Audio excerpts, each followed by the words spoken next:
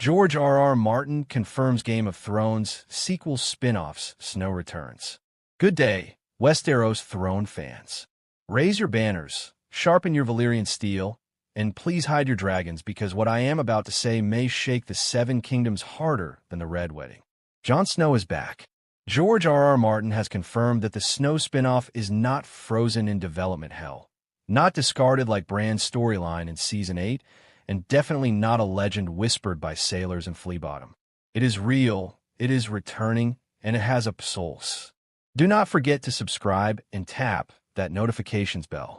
New videos are dropping faster than Lannister debts get collected. Imagine this: a cold white wasteland, a man dressed in black, a sword hanging from his side, 1,000 regrets weighing on his shoulders, and a secret name nobody has spoken aloud since the finale. This is where Snow begins. Jon Snow, the man who united the living and the dead, who saved the world and received absolutely no thanks for it, is returning with his very own story. Why does this matter? Because Jon Snow was never finished. His ending was a closed door with a window left open. Fans wanted consequences. They wanted purpose. They wanted more than exile beyond the wall with a shrug and a goodbye. The Snow series promises to answer the question that has bothered millions since the final episode. What becomes of a hero who saved everyone and then had to disappear? News began to circulate again from George R. R. Martin himself. He has been writing, talking, hinting, feeding little crumbs to the fandom like a well-fed raven. He confirmed that the Snow project is still alive, discussions have never stopped, and Kit Harington has been involved from day one. Kit did not just sign a contract and smile for the cameras. He helped develop the story. He sat in rooms with writers, with directors, with Martin, carving the path for a broken hero in a frozen world. This alone changes everything. When a lead actor wants to return, you get a paycheck. When a lead actor wants to co-create, you get a vision. Fans have been whispering one question like priests around a flame. What about Tormund Giantsbane? Is Jon bringing his big-bearded, red-headed best friend? After all, they walked north together. If there is no Tormund, is it even worth it? There is no official confirmation yet, but it makes sense. Snow without Tormund is like a dire wolf without teeth. Sure, it looks impressive, but when it is time to fight a polar bear white, you want the guy who eats snow for breakfast. The story is expected to go further north than we have ever gone. Beyond the maps, beyond the old tales, beyond the world Starks, Lannisters, and Targaryens fought over. The Night King is gone, but winter is not finished. The world is thawing.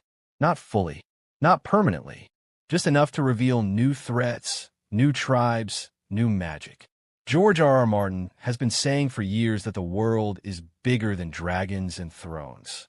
It is full of ancient forces that were sleeping long before Bran became king. Speaking of Bran, do not pretend you forgot. Yes, Bran became king. Yes, many fans reacted like someone had handed them a rock and called it a crown. But Bran sits on a throne now, a man of visions and ravens. If Snow returns, Bran will not be ignored. That relationship matters. Jon gave his life for Bran. He died for him. If this sequel follows emotional truth, they must meet again. And when they do, the air will be so tense you could cut it with dragonglass. What about Sansa? She rules the north with a crown of snow and steel. A queen who earned her title the hard way. She is fierce, calculating, and respected by every northern house. Jon is her brother in love, though not by blood. Their farewell in the series finale was quiet but heavy. If Jon returns, Sansa should return. The North remembers. And the North remembers Jon Snow more than anyone. Sansa may not welcome him with open arms. She might give him orders. Or worse, she might give him silence. Arya? She sailed west. That story could be its own show. But Arya and Jon were bonded by trauma, by loss, and by wolves.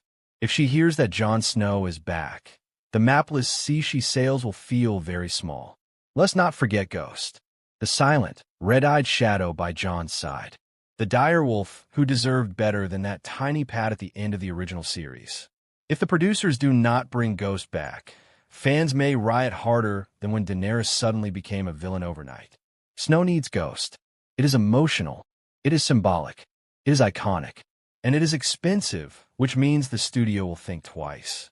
Dire wolves require visual effects, but they are worth it, especially when dragons are sleeping. And yes, people want to know about Daenerys. She died. That is true. But resurrection exists in this world. Magic exists. Red priests exist. Essos exists.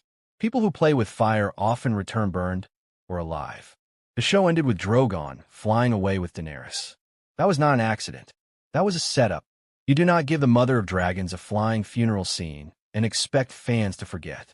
Jon Snow killed her out of love and duty. It broke him. He has not recovered, and her legacy may return in his nightmares, his memories, or something more physical. But here is the big picture. Snow represents something unusual in this franchise. A continuation, not a prequel, not 1,000 years in the past. This is the same timeline, the same character, carrying the emotional weight of everything that came before.